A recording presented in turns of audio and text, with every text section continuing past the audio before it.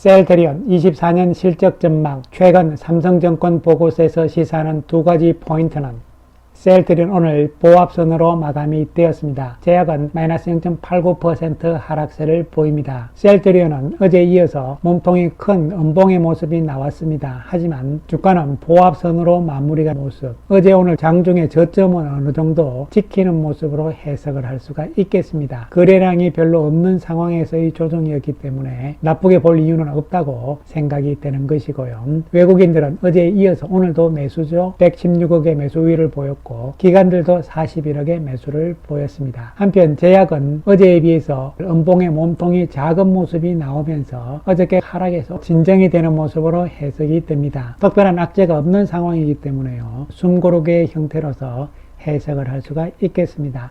내일이죠. JP모간 헬스케어 컨퍼런스에서 셀트리온의 발표일이 1월 10일 오전 9시 30분인데요. 현지 시간으로요. 우리 시간으로는 수요일 밤 11시 이후가 되겠죠. 목요일 아침이 되면 알 수가 있겠는데요. 어쨌든 거기에서 어떠한 내용이 나올 것인가. 중요한 것은 합병에 따른 셀트리온 그룹의 비전을 제시를 하고 특히 진펜트라에 대해서 강조를 할 것으로 보이는데요.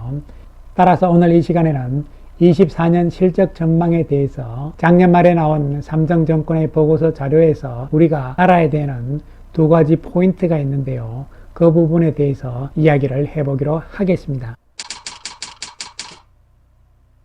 어쨌든 시장에서는 그리고 우리가 다 알고 있습니다만요. 삼성증권은 셀트리온에 대해서 보수적인 자료를 많이 낸다. 이런 측면으로 인식이 되어 있는 것이죠. 그럼에도 불구하고 삼성증권의 자료를 지금 와서 보는 이유는요. 보수적으로 보는 삼성증권에서는 합병 이후 24년에 셀트리온의 실적 전망을 어떻게 보고 포인트를 어떻게 잡아가느냐 이런 부분들을 보면서 그렇다면 24년 실적이 기대했던 대로 나올 수 있느냐 없느냐 이런 것을 우리가 한번 타진을 해보기 위해서 보는 것이죠. 내용을 살펴보면요. 24년 셀트리온 합병법인의 기업 가치에 진펜트라 미국 판매가 중요하다.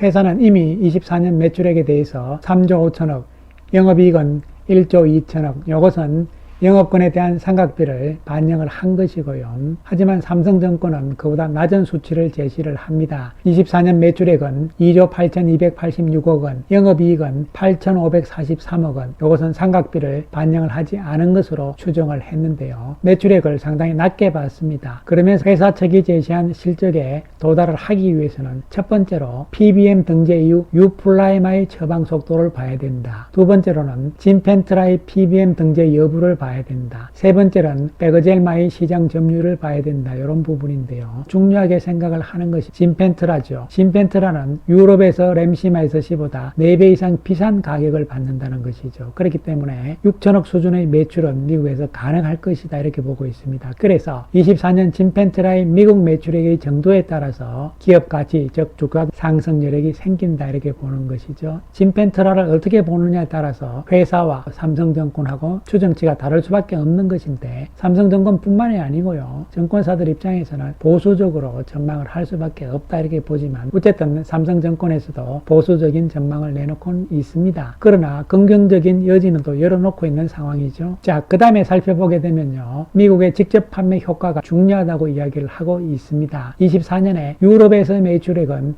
1조 3,170억 정도가 나오는데 이것은 유럽에서 레버리지 효과가 나타날 것으로 보인다. 하지만 24년 미국 매출액은 직판 전환에 따른 레버리지 효과는 미국에서는 단기간에 나타나기는 어려울 것으로 예상한다고 이야기를 했습니다. 이 부분은 유럽은 직판을 이미 오래전부터 했기 때문에 레버리지 효과가 나올 수 있겠지만 미국은 24년부터 시작이기 때문에 시간은 조금 걸린다 이런 측면이고요. 그 다음에 합병법인의 재고 문제를 중요하게 이야기를 했고 합병법인의 실적은 재고 단가와 진펜트라에 달려있다고 이야기를 하는 것이죠. 따라서 진펜트라는 우리가 가장 중요한 것이라는 것은 다 알고 있고 삼성증권 역시 강조를 하고 있는 상황이죠. 그 다음 문제가 재고 단가와 관련된 문제다 이렇게 보는데요. 회사 측에서는 매출 원가율을 30% 정도 수준으로 목표를 해서 24년에 나갈 것이다 이런 이야기인데 그렇게 하기 위해서는 현재 재고로 보유 중인 바이오시밀러 제품들의 매출 원가를 낮추기 위해서는 바이오시밀러 생산이 큰 폭으로 늘어날 것으로 전망된다. 이런 이야기잖아요. 이 이야기가 중요한 이야기가 될 수가 있겠습니다. 무슨 이야기냐면요. 구조상으로 봤을 때 원가율이 이렇게 다르게 나오고 있는 상황인데, 합병을 하게 되면은 회사가 제시한 것으로 봤을 때는 38.6% 정도의 매출 원가율이 됩니다. 그런데 헬스케어가 가지고 있는 원가율이 75.7% 때문에 워낙 높잖아요. 합병을 하게 되면 이것을 다 안고 가기 때문에 회사가 제시하는 38% 힘들 가능성이 있다는 것이죠. 그런데 회사에서는 30%까지 목표를 하고 있다, 이런 이야기가 되는 것이죠. 올해 24년에 매출로서 나가는 제품들은 헬스케어가 가지고 있는 재고 자산들이죠. 왜냐하면 9개월 정도 재고를 미리 가지고 있기 때문에 그런 것이죠. 그래서 헬스케어의 3분기 말 재고 자산을 보시게 되면요, 매출 원가율이 75.7%가 나오고 램시마 SC가 가장 많은데요. 그런데 램시마 SC와 유플라이마 베그젤만은 미국 시장이 새롭게 열리는 개념이잖아요. 미국으로 가는 진펜트라, 유플라이마, 베그젤만은 미국 시장의 가격이 높잖아요. 가격이 높아지기 때문에 유럽보다는 매출 원가율도 그렇게 나쁘지 않다는 이야기가 될 수가 있는 것이죠.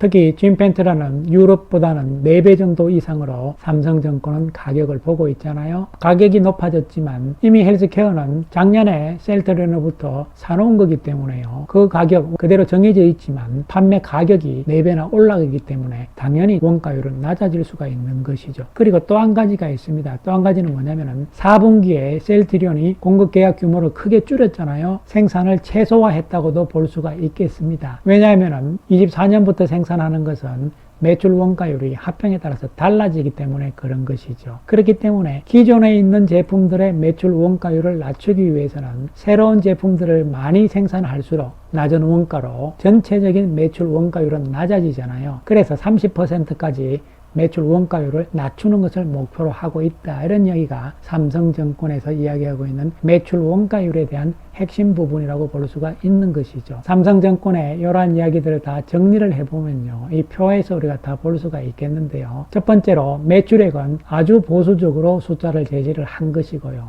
그런데 비해서 매출 원가율은 42.9%로서 낮게 잡아놓은 것이죠. 매출액은 작게 잡았지만 매출 원가율은 낮게 잡았기 때문에 영업이익은 좋게 나오는 것이죠. 따라서 만약에 삼성증권에서도 이야기를 했잖아요. 진펜트라의 매출 부분이 어떻게 되느냐에 따라서 달라질 수 있다는 이야기이기 때문에 매출액이 만약에 크게 증가를 하게 된다면요, 원가율이 낮아졌기 때문에 영업이익도 큰 폭으로 증가할 수 있다는 이야기를 하는 것이고요. 더 중요한 것은 이러한 매출 원가율의 재고자산의 부담이 없는 내년으로 가게 되면 문제가 없잖아요. 그러면 매출 원가율도 35%로 떨어질 가능성이고, 또한 매출 3조 2천억인데 이 매출 역시 보수적으로 잡긴 했습니다. 어쨌든 간에 그렇게 해서 25년에는 영업이익도 1조 3천억대로 갈 것이다. 그리고 영업이익률이 40%가 넘어간다, 이런 전망이기 때문에요. 매출액만 보수적으로 잡은 것이 매출 원가율은 긍정적으로 잡았습니다. 이에 따른 영업이익도 좋게 본 것이고요. 영업이익률도 높게 본 것이죠. 매출액은 진펜트라의 상황에 따라서 좋게 볼 수도 있다, 이렇게 해석을 할 수가 있는 것이죠.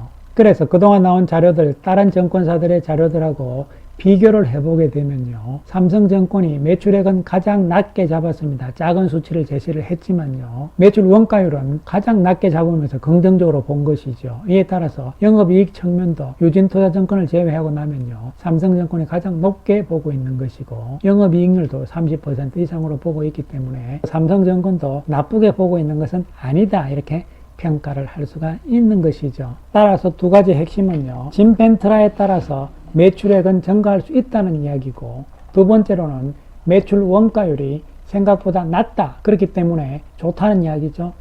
특히 진펜트라에 달려있다, 이렇게 결론을 낼 수가 있는 것이죠. 오늘 셀트리온이 20만 6천 원을 기록을 하면서 상장 주식 수가 1월 12일 상장이 되고 15일이 되게 되면요, 소각 이후에 2억 1798만 주가 되잖아요. 그것을 계산을 하면 시가총액이 44조 9천억대가 되는 것이죠. 이에 따라서 5위권에 진입할 가능성은 여전히 있는 것이죠. 그렇게 된다면 외국인이라든가 특히 비중을 많이 작년에 줄여놨던 외국인들과 국민연금은 시가총액 순서가 올라감에 따라서 매수로 나올 가능성은 있다고 볼 수가 있는 것이죠. 셀트리온은 최근 외국인들의 매수는 이어지고 있는 상황이기 때문에 수급적인 측면에서는 긍정적이라고 판단을 할 수가 있는 것이고요. 제약은 단기적인 숨고르기의 모습으로 해석을 할 수가 있는 것이죠. 셀트리온은 이번 주 이벤트들이 많이 있습니다. JP모간 컨퍼런스에서의 발표도 있고, 어떠한 중요한 이야기들이 나올 것인가 이런 부분들 하고 12일 날 금요일 날 신주가 상장이 됩니다.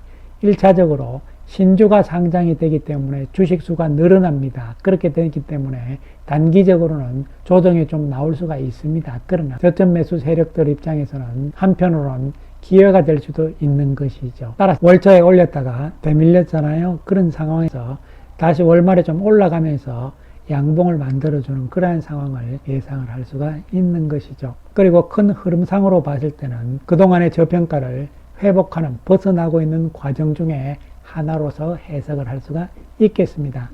감사합니다.